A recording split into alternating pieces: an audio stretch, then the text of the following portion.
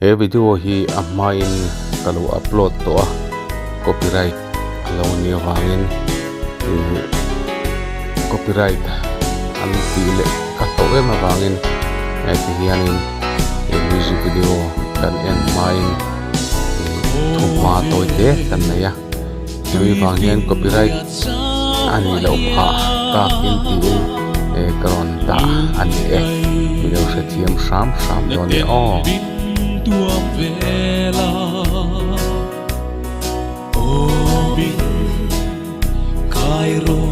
kasandam tu buai na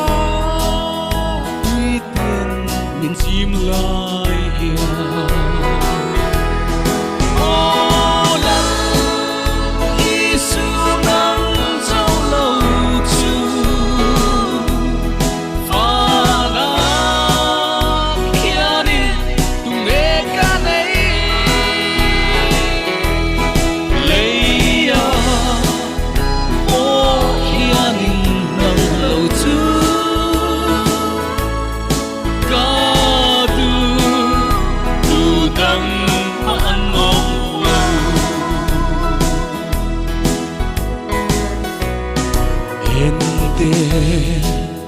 lalpa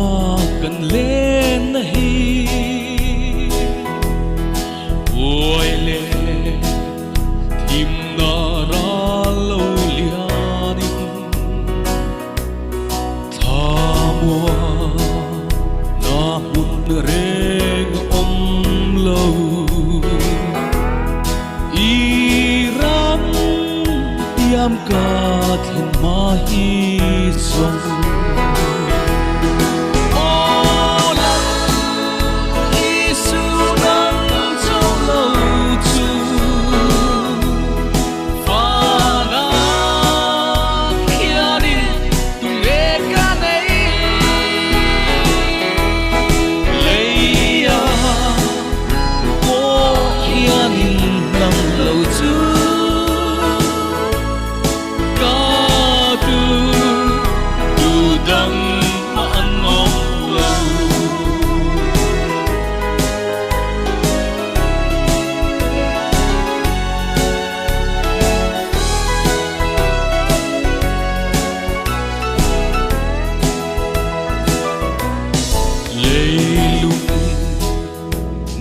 gian thìm đuôi hia iram diam chu bin thir tira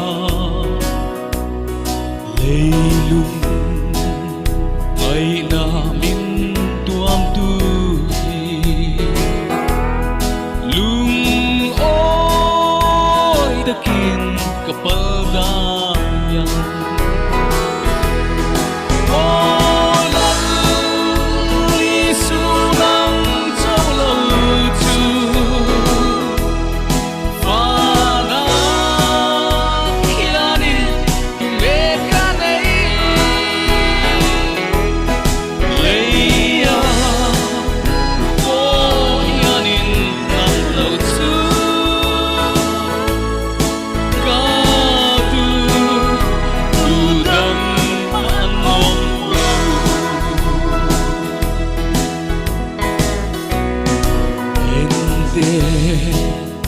lalpa